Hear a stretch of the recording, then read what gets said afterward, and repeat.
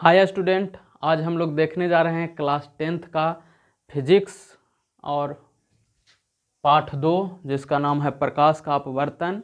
और इस वीडियो में या मेरे चैनल में साइंस फिजिक्स बताएंगे और बायोलॉजी बताएंगे और मैथ का क्लास लेंगे आप लोगों का, क्योंकि कोरोना के लॉकडाउन के समय में अभी सभी विद्यार्थी या सभी टीचर ऑनलाइन प्लेटफॉर्म पर आ चुके हैं।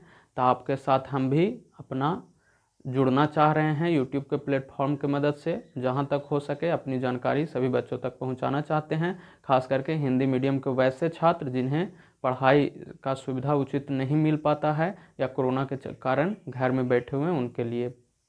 तो आइए, और इसको पढ़ने के पहले आप लोग मेरा चैनल को सब्सक्राइब कर लीजिएगा, लाइक कर दीजिएगा, बगल में घंटी का बटन होगा उसको क्लिक कर दीजिएगा। चलिए तो देखते हैं।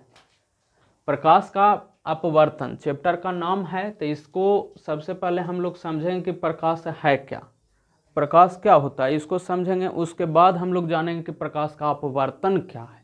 पहले प्रकाश क्या है, उसके बाद प्रकाश का अपवर्तन क्या होता है, क्योंकि अधिकतर बच्चे, देखिए जितना डीपली आप समझिएगा उतना अच्छा है आपके लिए, ठीक है ना।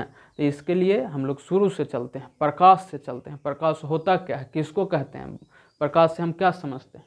तो यहाँ कहता है कि प्रकाश एक प्रकार का ऊर्जा होता है जिसकी मदद से हम किसी भी वस्तु को देख सकते हैं।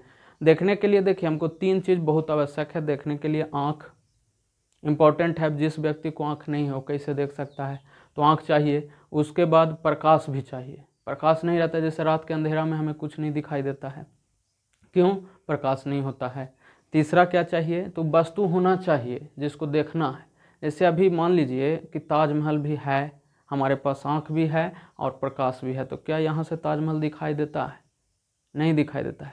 तो वस्तु सामने होना चाहिए तब ना हम देख सकते हैं। अगर सामने नहीं है या मान लीजिए कहीं और है, बगल में है या दूर है, तो उसको कैसे देख सकते हैं, सामने या जहाँ तक हमारी नज़र जा सकती है वहाँ तक अगर कुछ वस्तु है तो उसको हम लोग साफ साफ देख सकते हैं। और लास्ट है हमारा कि कोई भी प्रकाश को वस्तु से टकरा के हमारे आँख तक पहुँचना बहुत ज़रूरी है। तो जैसे अभी हम बोल रहे हैं कि मान लीजिए बगल में मेरा कोई वस्तु है, यहाँ पे दीवार है, दीवार के बाद अगर देखते हैं कि वस्तु है कि नहीं, तो हमको दिखाई नहीं दे सकता है। क्यों नहीं दिखाई दे सकता है, क्योंकि उस वस्तु पर प्रकाश लौटने के बाद हमारी आँख तक नहीं पहुँच रहा है, ठीक है। तो हमको देखने के लिए ये चीज़ ज़्यादा ज़रूरी है। हालांकि 4 शर्त हो गया, हम 3 शर्त बोले थे। पहला आँख, दूसरा वस्तु का होना, तीसरा प्रकाश होना और चौथा प्रकाश के वस्तु से टकरा के हमारी आँख तक लौटना। ये 4 चीज़ अति आवश्यक है, ठीक है।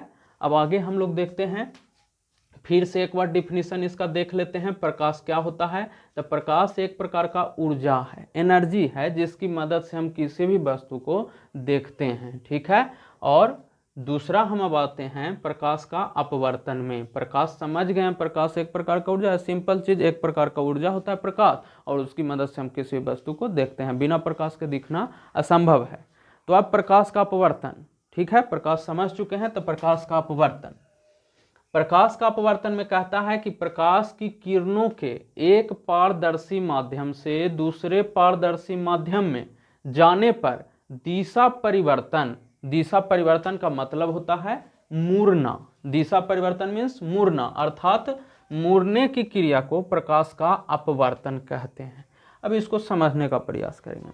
कहता है कि मान लीजिए कोई प्रकाश का किरण आ रहा है और एक पारदर्शी माध्यम से दूसरे पारदर्शी माध्यम में वो इंटर करता है, तो उसका जो पथ होगा वो अपने पथ से विचलित हो जाएगा, माने जिस रास्ता से वो जाते हुए रहेगा उससे अलग हो सकता है। तो इसी घटना को हम लोग प्रकाश का अपवर्तन कहते हैं। इसको कैसे समझेंगे, तो देखिए सबसे पहले तो यहाँ जो लिखा हुआ है कि प्रकाश की किरणों के, यहाँ समझ गए प्रकाश की किरणों का मतलब कि कोई लाइट आ रहा है, बहुत सारा समूह लाइट का आ रहा है प्रकाश की किरणों का। यहाँ कहता है एक पारदर्शी माध्यम से, तो पारदर्शी माध्यम किसको कहते हैं, तो वैसा माध्यम जिससे होकर प्रकाश पार कर जाए उसको पारदर्शी माध्यम कहते हैं। जैसे हवा, हवा से अगर यहाँ टॉर्च बालेंगे तो लाइट पार कर जाएगा बिना कोई रुकावट के, तो ये हुआ पारदर्शी माध्यम। अगर कोई भी कांच है, कांच पे भी अगर लाइट ऐसे मारते हैं, टॉर्च ऐसे मारते हैं, तो उससे लाइट पार कर जाएगा, तो पारदर्शी माध्यम है। लेकिन अगर बात करेंगे हम लोग ईंट का, ईंट यहाँ पे रखेंगे, ऐसे करके टॉर्च इस पर जलाते हैं तो टॉर्च जब जलाएंगे तो इससे प्रकाश जाएगा, जा ही नहीं सकता है, तो ये अपारदर्शी माध्यम हो गया। ईंट जो होगा अपारदर्शी माध्यम होगा। कहने का मतलब अगर लाइट पार कर जा रहा है उस माध्यम से तो उसको कहेंगे पारदर्शी माध्यम, और जिससे नहीं पार करेगा उसको अपारदर्शी माध्यम। तो यहाँ क्या कह रहा है कि प्रकाश की किरणों के एक पारदर्शी माध्यम से दूसरे पारदर्शी माध्यम में जाने पर, एक पारदर्शी माध्यम से दूसरे पारदर्शी माध्यम, मतलब कि यहाँ पे दो पारदर्शी माध्यम होना चाहिए, तभी प्रकाश का अपवर्तन संभव है। जब तक दो पारदर्शी माध्यम नहीं होगा तब अपवर्तन नहीं हो सकता है। दो पारदर्शी माध्यम हमको चाहिए, और जब प्रकाश के किरण एक पारदर्शी माध्यम से दूसरे पारदर्शी माध्यम में जाएगा तो कहता है कि उस जाने पर क्या होगा, उसमें दिशा परिवर्तन होगा। एक पारदर्शी माध्यम से जैसे ही दूसरे पारदर्शी माध्यम में प्रकाश इंटर करेगा तो वहां पे उसका जो डायरेक्शन है वो चेंज हो जाएगा, दिशा परिवर्तन होगा। ठीक है, डायरेक्शन चेंज मतलब हुआ अर्थात मुड़ने की क्रिया को, मतलब क्या करेगा, मुड़ेगा। जैसे अगर मान लीजिए यहाँ पे एक कांच का इस तरह से स्लैब लगाया हुआ है, ठीक। अब यहाँ से हम टॉर्च इस पर लगाते हैं, टॉर्च इस पर मारते हैं, इस तरह से टॉर्च जलाएं, यहाँ टॉर्च है, इस तरह से टॉर्च है, यहाँ स्विच हुआ, टॉर्च जैसे ही जलेगा बहुत सारा किरणें निकलेगा। मान लीजिए एक किरण यहाँ गया, तो यहाँ जाने के बाद क्या होगा कि इसमें थोड़ा दिशा परिवर्तन होगा, यहाँ से इसमें क्या होगा, दिशा परिवर्तन होगा। ठीक है, ऊपर इधर कहीं भी भाग सकता है वो, जिस तरह जिस एंगल से आप मारिएगा वो अलग टॉपिक है। तो डायरेक्शन देखिए, जा रहा था इस डायरेक्शन में, मुड़ के इधर हो गया, या मुड़ के ऊपर भी हो सकता है। ठीक है, तो ये जो डायरेक्शन चेंज होना, दिशा परिवर्तन होना, इसी घटना को हम लोग कहते हैं प्रकाश का अपवर्तन। घर पे इसको कर सकते हैं हम लोग, कोई बहुत बड़ा लॉजिक नहीं है, बस सिंपल है कि जब प्रकाश एक पारदर्शी माध्यम से दूसरे पारदर्शी माध्यम में जाएगा तो उसमें डायरेक्शन चेंज होता है, दिशा परिवर्तन होता है। इस घटना को हम लोग प्रकाश का अपवर्तन कहते हैं। ठीक है, अब आगे हम लोग देखते हैं, यहाँ पे प्रकाश के अपवर्तन का एक डायग्राम बनाया गया है, किस तरह से होगा। तो इसको देखिए, यहाँ है हमारा आपतित किरण, यहाँ से कोई किरण आ रहा है, किससे आ रहा है, किस पारदर्शी माध्यम से आ रहा है। तो देखो यहाँ पे दो गो पारदर्शी माध्यम बन, हम इसी में बताए थे प्रकाश का अपवर्तन वाला जो टॉपिक था, उसी में बताए थे प्रकाश का अपवर्तन में कि एक पारदर्शी माध्यम से दूसरे पारदर्शी माध्यम। तो यहाँ पे दो पारदर्शी माध्यम हमको दिखाई पड़ रहा है, एक है वायु, दूसरा है कांच। दो पारदर्शी माध्यम, हवा से भी लाइट ट्रेवल कर जाएगा, एक माने एक दिशा से दूसरा दिशा में, कांच से भी पार कर जाएगा। तो यहाँ पे दो पारदर्शी माध्यम है हमारे पास, एक हवा और एक कांच। तो कहता है कि जैसे ही हवा से लाइट पार करेगा कांच में तो उसमें क्या होगा, अपवर्तन हो जाएगा, मतलब वो लाइट का डायरेक्शन चेंज हो जाएगा। ऐसे यहाँ देख सकते हैं, ये हुआ हमारा आपतित किरण, यहाँ पे टकराया कांच से, तो कांच से टकराने के बाद क्या हुआ, इसका डायरेक्शन था ये सीधे भी ऐसे जा सकता था, ठीक है, लेकिन यहाँ पे कांच आ गया, मतलब दूसरा पारदर्शी माध्यम आ गया, तो इससे क्या हो गया, अपना डायरेक्शन से भटक गया, अपने दिशा से ही चेंज हो गया, दिशा इसका परिवर्तन हो गया, डायरेक्शन चेंज हो गया, इधर न जाके अभिलंब की तरफ मुड़ रहा है, अभिलंब की तरफ। ये हमारा अभिलंब है, जो सीधा रेखा है जिसको अभिलंब कह रहे हैं। तो जब कोई किरण आया एक पारदर्शी माध्यम से, जैसे वायु से एक पारदर्शी माध्यम से आ रहा है किरण, और जैसे ही दूसरा पारदर्शी माध्यम में एंटर करेगा कांच में, तो इसका डायरेक्शन चेंज हो जाएगा। यहाँ से देखो इस तरह से मुड़ जा रहा है, किधर मुड़ रहा है, अभिलंब की तरफ, तो डायरेक्शन चेंज हो रहा है। इसी को हम लोग कहते हैं प्रकाश का अपवर्तन। इस परिघटना को, इस घटना को हम लोग कहते हैं, इस क्रिया को हम लोग कहते हैं प्रकाश का अपवर्तन। यहाँ पे एक चीज़ और हम लोग क्रियाकलाप घर पे कर सकते हैं, एक शीशा का गिलास लेना है, उसमें आधा गिलास पानी भर देना है, ठीक है। अब एक पेंसिल या छड़, किसी की मदद से छड़ भी डाल सकते हैं, पेंसिल भी डाल सकते हैं।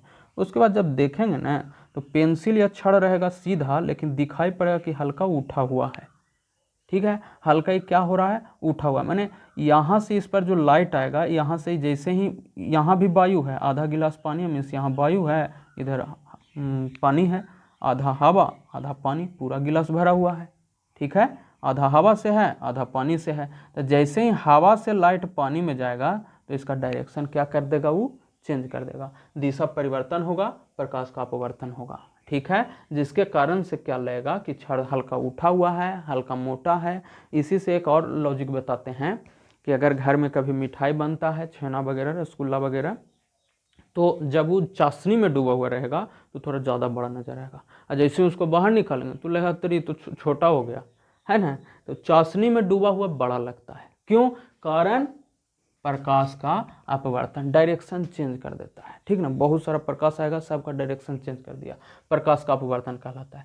तो ये जो घटना है या चाशनी में डूबा हुआ मिठाई का जो घटना हुआ वो सब प्रकाश का अपवर्तन दर्शाता है, ठीक है। अब नेक्स्ट पॉइंट में चलते हैं हम लोग, प्रकाश की चाल में। प्रकाश की चाल, क्या सभी जगह प्रकाश एक ही समान चाल से चलता है या उसका चाल में कुछ अंतर होता है? तो इसको जानने के लिए हम लोग इसको देखते हैं, प्रकाश की चाल को। सबसे पहला पॉइंट इसका कहता है कि विभिन्न माध्यमों में प्रकाश की चाल भिन्न भिन्न होती है। कहने का मतलब माध्यम अगर अलग है तो उसमें प्रकाश की चाल भी अलग अलग होगा, ठीक है। प्रकाश की चाल अब है क्या कि प्रकाश की चाल में बताया गया कि विभिन्न माध्यमों में प्रकाश की चाल भिन्न भिन्न होती है। कहने का मतलब हुआ कि अगर हम एक पारदर्शी माध्यम लिए वायु, दूसरा पारदर्शी माध्यम लिए कांच, तो जैसे ही वायु से कांच में प्रकाश जाएगा तो दोनों का स्पीड में अंतर हो जाएगा। हवा का जो प्रकाश की चाल रहेगा, हवा में जो प्रकाश ट्रेवल कर रहा है उसका जो स्पीड रहेगा, और कांच में जो पार करेगा उसका स्पीड, दोनों के स्पीड में अंतर होता है, ठीक है। जैसे अगर निर्वात या मुक्त आकाश में प्रकाश की चाल का बात करें तो लगभग 3 लाख किलोमीटर पर सेकंड होता है, लगभग, ठीक है। 3 लाख किलोमीटर पर सेकंड मतलब सबसे ज़्यादा। ये क्वेश्चन बहुत ऑब्जेक्टिव दृष्टिकोण से बहुत ज़रूरी है कि निर्वात में प्रकाश की चाल कितना होता है, तो 3 लाख किलोमीटर पर सेकंड लगभग, ठीक है। और सबसे ज़्यादा प्रकाश की चाल होता है निर्वात में, निर्वात में प्रकाश की चाल सबसे अधिक होती है। इसके बाद है पानी में प्रकाश की चाल। निर्वात में प्रकाश की चाल 3 लाख किलोमीटर पर सेकंड होता है, पानी में प्रकाश की चाल 2,25,000 किलोमीटर पर सेकंड लगभग होता है, 2,25,000 किलोमीटर पर सेकंड। तीसरा है कांच में प्रकाश की चाल। कांच में प्रकाश की चाल लगभग 2 लाख किलोमीटर पर सेकंड होता है, और इसको भी याद कर लेना है क्योंकि ये मैथ इसका जो ऑब्जेक्टिव होगा, प्रकाश का अपवर्तन का जो ऑब्जेक्टिव क्वेश्चंस होगा उसको बनाने में हेल्प करेगा। इसके बाद है सघन माध्यम क्या है, किसको कहते हैं, विरल माध्यम किसको कहते हैं। सघन माध्यम में कहता है कि जिसका प्रकाशीय घनत्व अधिक होगा उस सघन माध्यम हो जाएगा। अब विरल माध्यम किसको कहेंगे, तो जिसका प्रकाशीय घनत्व कम होगा उसको हम लोग विरल माध्यम कहेंगे। प्रकाशीय घनत्व ज्यादा या प्रकाशीय घनत्व कम, ये क्या है जी, what do you mean by प्रकाशीय घनत्व से क्या समझ रहे हैं, ठीक है। ऑप्टिकल डेंसिटी इंग्लिश कहते हैं प्रकाशीय घनत्व को। तो प्रकाशीय घनत्व अधिक या प्रकाशीय घनत्व कम, क्या, एकदम सिंपल लॉजिक। देखो पढ़ा होगा केमिस्ट्री में कि जो गैस होता है उसका जो मॉलिक्यूल होता है काफ़ी अधिक दूर पर होता है, ठीक है, इसलिए किसी भी डायरेक्शन में ट्रेवल कर सकता है। लिक्विड मतलब जो द्रव होता है, पानी, तेल, दूध, ये सब का जो मॉलिक्यूल्स होगा, छोटा छोटा अणु जो होगा वो ज़्यादा दूर नहीं लेकिन दूर पर होता है, इसलिए वो भी ट्रेवल करता है ऊंचा से नीचा की ओर। अब रह गया हमारा ईंट पत्थर या ठोस पदार्थ। तो ठोस पदार्थ का जो मॉलिक्यूल होता है काफ़ी नज़दीक नज़दीक होता है। अब तुम ही बताओ, अगर भीड़ लगा हुआ है तो भीड़ लगा हुआ है तो उसमें अगर हम ट्रेवल करना चाहेंगे, वो भीड़ से होकर आगे निकलना चाहेंगे तो देरी होगा कि नहीं होगा। अमूमन है कि धीरे धीरे वहाँ पार करेंगे। भीड़ ज़्यादा है, आदमी धीरे चलेगा, धीरे चलेगा, लेट होगा, स्पीड उसका कम जाएगा। अगर ओपन प्लेस है, एकदम खाली जगह है, तो वहाँ हम लोग थोड़ा तेज़ी से भी चल सकते हैं। तो बात यहाँ सेम वही है। अगर सघन है ना, तो सघन मीन्स समझो कि भीड़ भाड़ इलाका पूरा घना। अब विरल मैंने समझो एकदम खाली जगह है, ठीक है। तो भीड़ भाड़ इलाका में प्रकाश भी उसका भी स्पीड कमता है, और अगर विरल माध्यम है मीन्स ओपन प्लेस है तो वहाँ पे उसका स्पीड काफ़ी हाई होता है। तो जैसे कि यहाँ देख रहे थे कि निर्वात में प्रकाश की चाल बहुत ज़्यादा था, क्यों, क्योंकि गैस है। पानी में प्रकाश की चाल इससे कम होता है, लिक्विड है, इसका मॉलिक्यूल थोड़ा ज़्यादा दूर दूर पर होगा, ठीक ना। गैस में बहुत ज़्यादा दूर होता है, द्रव में थोड़ा दूर होगा, और ठोस में तो काफ़ी अधिक होता है। तो कांच यहाँ पे ठोस है तो इसका जो प्रकाश का चाल रहेगा वो 2 लाख किलोमीटर काफ़ी कम जाता है, ठीक है ना, निर्वात की अपेक्षा। अब सघन क्या है, विरल क्या है, एकदम सिंपल लॉजिक, ज़्यादा माथा पर जोर नहीं देना, बस इतना ही कि सघन मीन्स हुआ काफ़ी घना और विरल मीन्स हुआ थोड़ा कम घना, सिंपल, ठीक है।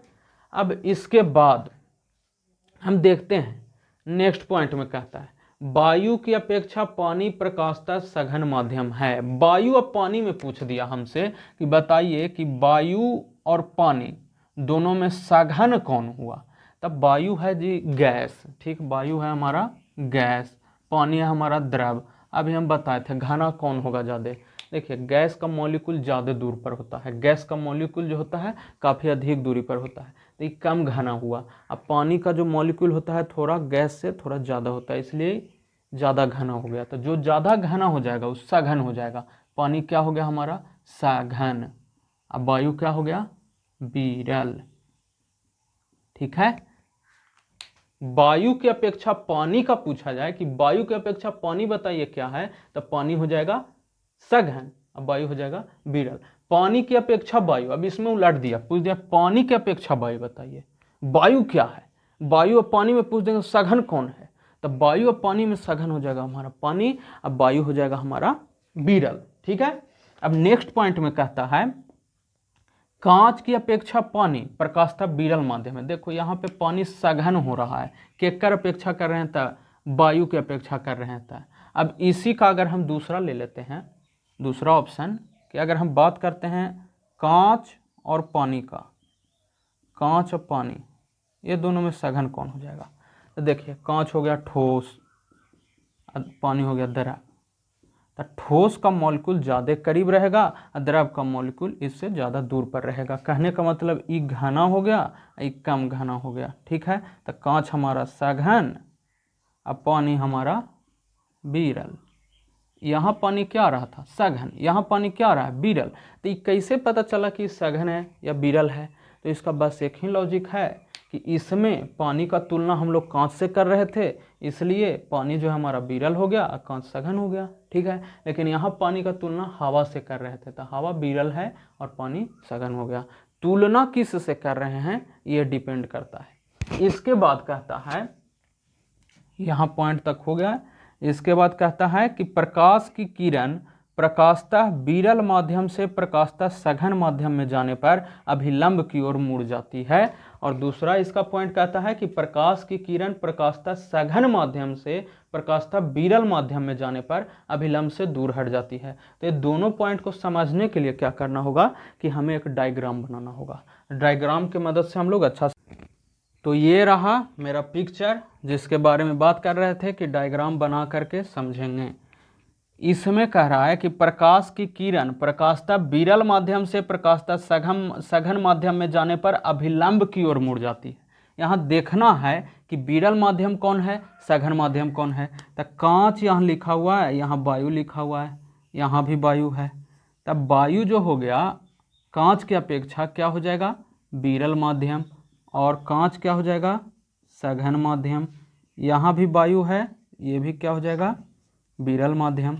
तो कहता है कि प्रकाश की किरण प्रकाशतः विरल माध्यम से प्रकाशतः सघन माध्यम में जाता है तो अभिलंब की ओर मुड़ जाता है। यहाँ से देख सकते हैं हम लोग, ये किरण आ रहा है किस माध्यम से, विरल से, वायु से। विरल माध्यम से कहाँ जा रहा है सघन माध्यम, कांच में, विरल से सघन की ओर जा रहा है। तो जैसे ही अभिलंब के पास ये पहुँचेगा तो अभिलंब की ओर मुड़ना चालू कर देगा। विरल से सघन में इंटर करेगा, अभिलंब की ओर मुड़ना चालू कर देगा। और सघन से जैसे ही विरल की ओर जाएगा तो अभिलंब से दूर भाग जाता है। ऐसा क्यों होता है, क्योंकि वायु में प्रकाश के चाल ज़्यादा होता है, कांच में कम होता है। तो विरल में क्या होगा, विरल से जैसे ही सघन में जाएगा, ये रहा अभिलंब मेरा, ये विरल है वायु है, तो यहाँ से स्पीड में आएगा, प्रकाश आएगा स्पीड में, और जैसे यहाँ अभिलंब भी टकराएगा और जाएगा कांच में तो उसका स्पीड स्लो हो जाएगा, अभिलंब की ओर मुड़ जाएगा। और जैसे ही फिर कांच माने सघन से जैसे ही विरल में निकलेगा तो ये अभिलंब से दूर भागेगा, कहा कि इसका स्पीड तेज हो जाता है। स्पीड तेज हो जाने के कारण अभिलंब से दूर भागता है, ठीक है। तो विरल से अगर सघन की ओर जाएगा तो अभिलंब की ओर मुड़ेगा, और सघन से विरल की ओर जाएगा तो अभिलंब से दूर भागेगा। दोनों ही याद रखना है, अभिलंब की ओर कब मुड़ता है और अभिलंब से कब दूर जाता है। तो अभिलंब की ओर कब मुड़ेगा? जब विरल से सघन की ओर जाएगा तो अभिलंब की ओर मुड़ता है, और सघन से विरल की ओर जाएगा तब अभिलंब से दूर हटेगा। बस यही दो टॉपिक। और लास्ट वाला जो पॉइंट है हमारा, प्रकाश की किरण दो माध्यमों को अलग करने वाली सतह पर जब लंबवत पड़ती है तो बिना मुड़े सीधे निकल जाती है। प्रकाश की किरण जब दो माध्यमों को अलग करने वाली सतह पर पड़ता है, जैसे वायु है, यहाँ कांच है और यहाँ भी वायु है, तो वायु के बीच में क्या कर दिए, कांच ले आए। अब इस पर अगर सीधा लाइट डालते हैं हम लोग, सीधा प्रकाश डालते हैं, तो क्या होगा? बिना मुड़े, बिना इधर उधर मुड़े सामने निकल जाएगा, सीधे निकल जाता है, बिना मुड़े हुए। देख सकते हैं यहाँ पे बिना मुड़े हुए सीधे निकल गया। तो जब ऐसा अगर वायु है, कांच है, या कोई भी दो माध्यम को अलग करने वाला सतह पर जैसे ही लाइट पड़ेगा, वो भी लंबवत सीधा पड़ना चाहिए, 90 डिग्री के कोण बनाते हुए, तभी वह सीधा निकलेगा। तनी सा भी अगर इसे 19-20 करेंगे तो आगे पीछे हो जाएगा, सीधा नहीं पार करेगा।